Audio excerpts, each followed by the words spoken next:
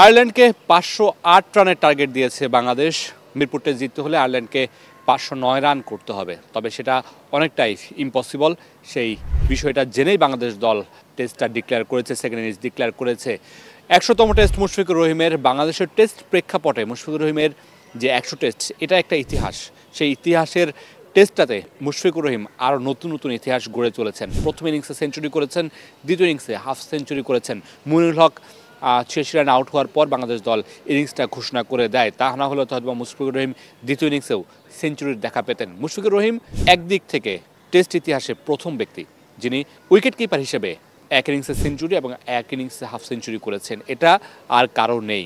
শুধুমাত্র একটা ইতিহাস বা একটা রেকর্ড আছে, সেটা রিকি পন্টিংয়ের আছে। তিনি তার 100তম টেস্টে 2 ইনিংসে সেঞ্চুরি করেছিলেন। মুশফিকুর রহিম প্রথম উইকেট কিপার ব্যাটার যিনি তার 100তম টেস্টে এক সেঞ্চুরি এবং এক হাফ সেঞ্চুরি করলেন। মুশফিক এদিক থেকে প্রথম এবং রিকি পন্টিংয়ের পরে তিনি দ্বিতীয়, যেখানে আর কোনো ব্যাটারের এক ইনিংসে সেঞ্চুরি এবং আরেক ইনিংসে হাফ সেঞ্চুরিও নেই।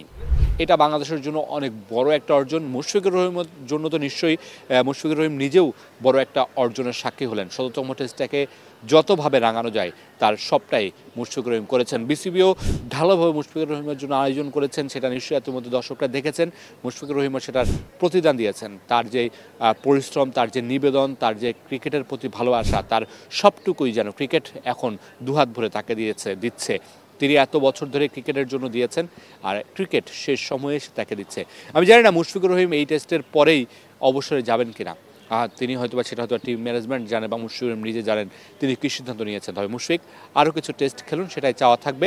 বাংলাদেশের যে ব্যাটাররা যেভাবে ভালো করছে, মুমিনুলের জন্য এই টেস্টে আপনি একটু আক্ষেপ করতে পারেন, সেঞ্চুরি পায়নি। আপনি সাদমানের জন্য একটু আক্ষেপ করতে পারেন, সেঞ্চুরি পায়নি।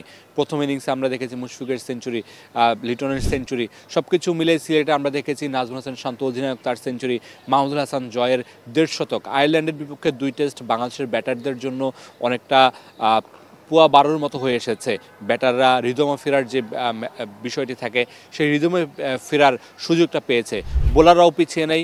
আয়ারল্যান্ডের কয়েকবার সবগুলো উইকেট তুলে নিয়েছে। সব কিছু মিলে আয়ারল্যান্ড টেস্টটা বাংলাদেশের জন্য, আয়ারল্যান্ড সিরিজটা টেস্ট সিরিজটা বাংলাদেশের জন্য বেশ ভালো যাচ্ছে।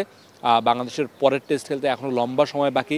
বাংলাদেশ যেহেতু খুব কম টেস্ট খেলে, মুশফিকের মতো এরকম 100 টেস্ট আর কেউ ভবিষ্যতে খেলতে পারবে কিনা সেটা নিয়েও কিন্তু শঙ্কা থেকে যায়। তবে মুশফিক যেটা করেছেন, যেটা তার রেকর্ড বইয়ে নাম তুলেছেন, সেটা আজীবন হয়তোবা তার নামের পাশে থাকবে। সেই কামনায় থাকবে কেউ মুশফিকের রেকর্ড ভাঙবে না, বাংলাদেশের নামটা থাকবে রেকর্ড বইয়ে, সাথে মুশফিকের নামটা থাকবে।